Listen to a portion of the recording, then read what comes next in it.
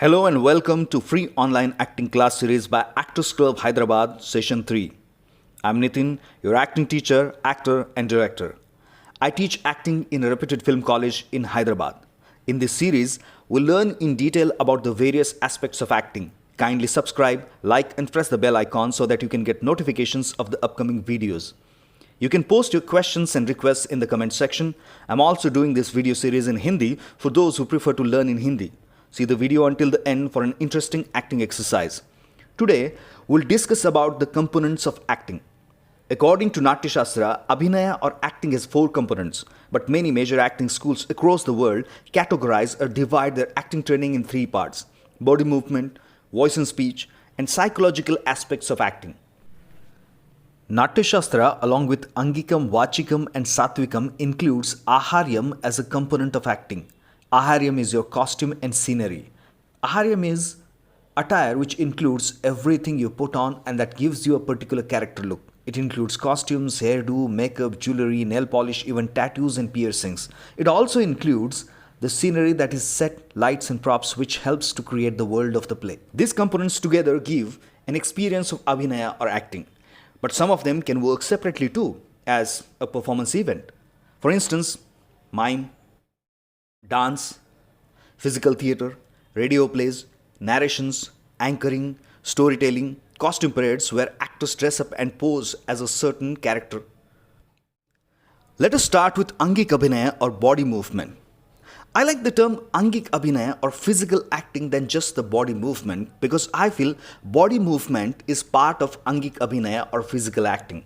Angik Abhinaya or physical acting comprises body language, body movement, mime, dance, physical theatre, stage fight, film fight, stage business or activity. Body language is a non-verbal communication.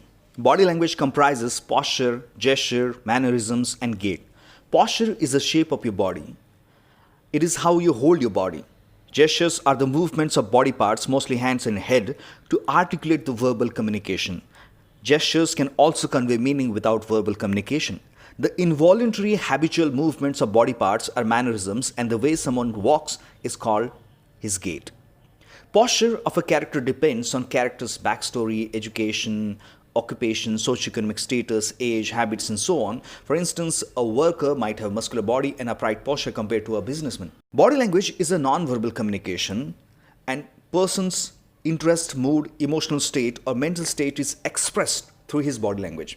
For instance, you enter someone's house and even before they utter a word, you know you're not welcome. They say most of our communication happens non-verbally. It is delivered through facial expressions, body language, and even your attire. For instance, if you really want to get hired, you dress properly for the interview, exude confidence, and behave politely.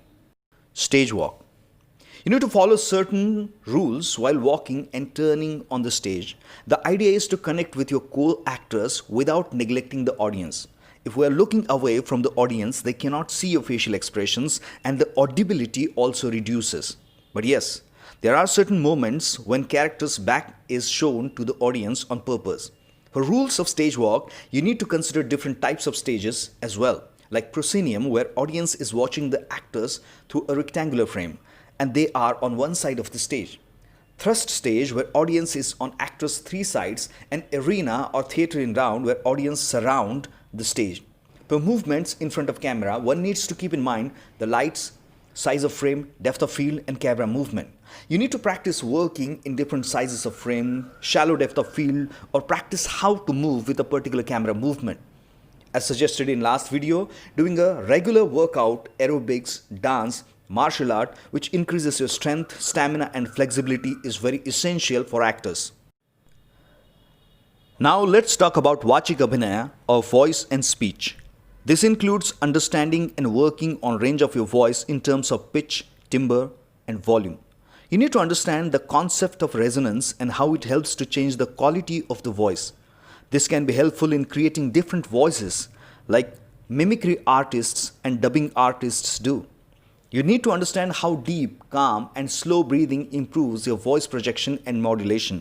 Learn how to convey subtext, moods, and emotions through modulation of your voice.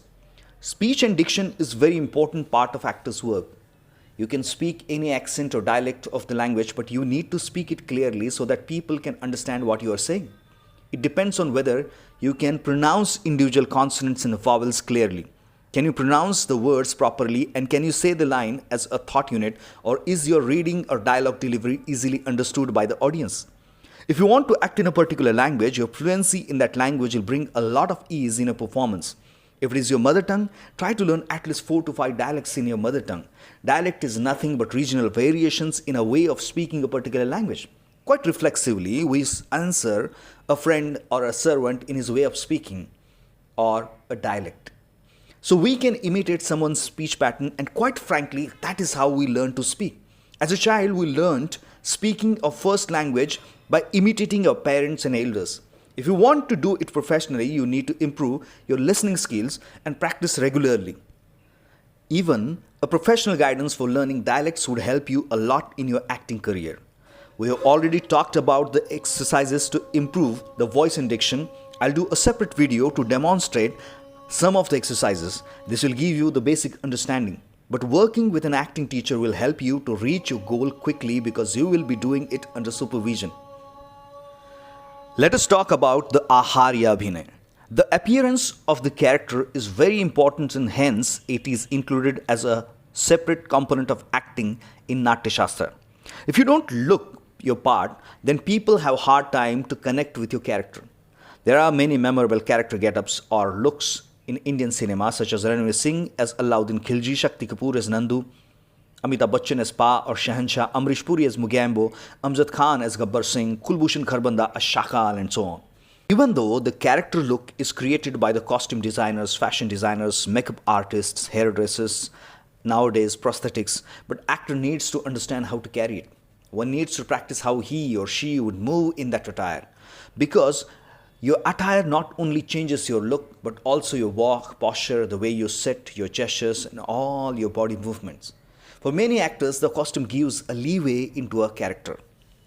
You must have heard about the famous character created by beloved actor Charlie Chaplin in a wardrobe room of a Hollywood film set. He went inside the wardrobe room and literally picked up different costumes and came up with the character of a tramp. He developed the walk, posture, mannerisms, and eventually the whole personality of that character. That character is still rated as one of the funniest characters in the world. To get used to the character's attire, many actors carry a dummy costume for the rehearsals so that their body can get habituated with this attire and can develop habits and mannerisms to carry it confidently.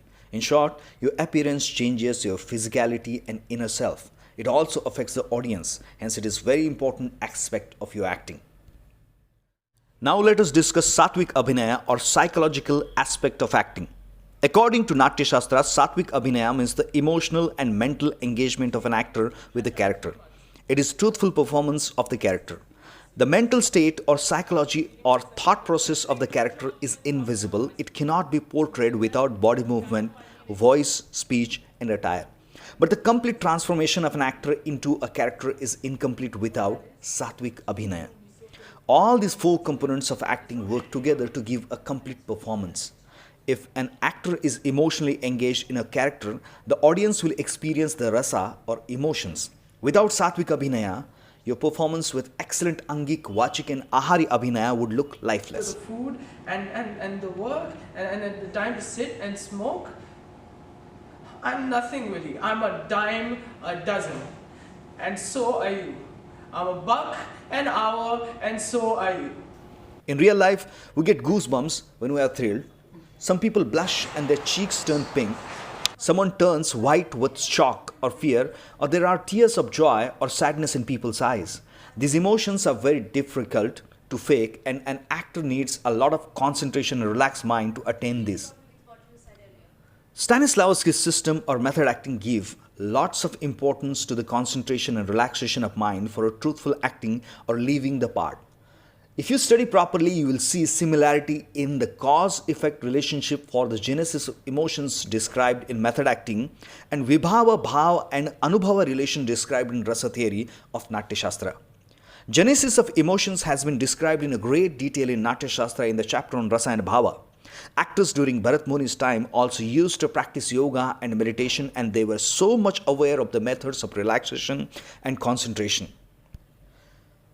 If we go through the syllabus of method acting, you will find many of the exercises involve techniques used in meditations. So I suggest students to read Natyashastra. It is available in Hindi, English, and many Indian languages. If you want to become an actor, you must have this book. Satvika Abhinaya, or being in the mental or emotional state of the character, is toughest part for an actor even today. Trust me, regular practice of yoga and meditation will help you in a long term to perform the emotional component of your acting. Why? Because meditation tries to connect you with the present, and truthful acting is being fully present in the moment. So practicing it is a step in a right direction. In Natyashastra, the chapter on Rasa and Bhava explains in detail about the genesis of emotions. Read it many times, understand and practice it. In method acting, the exercises of sense memory and emotional memory will help you to get into the truthful emotions of a character. We'll go in more details of a Navarasa or method acting in later chapters. Now time for today's exercise. Look at yourself in the mirror. Use costumes in the house, including others' costumes, and create a character look. You can dress up like any observed or imaginary character using those costumes. Take pictures and post it in the comment section. Then try to walk and speak like that character. Who knows, you might create a new magical character which could rule the entertainment industry for years. This is all for today. We'll discuss characterization in next class. I'm sharing links for books on Natyashastra in description box. If you haven't seen previous sessions, please watch them. You'll find links in description box. Please like, subscribe and share.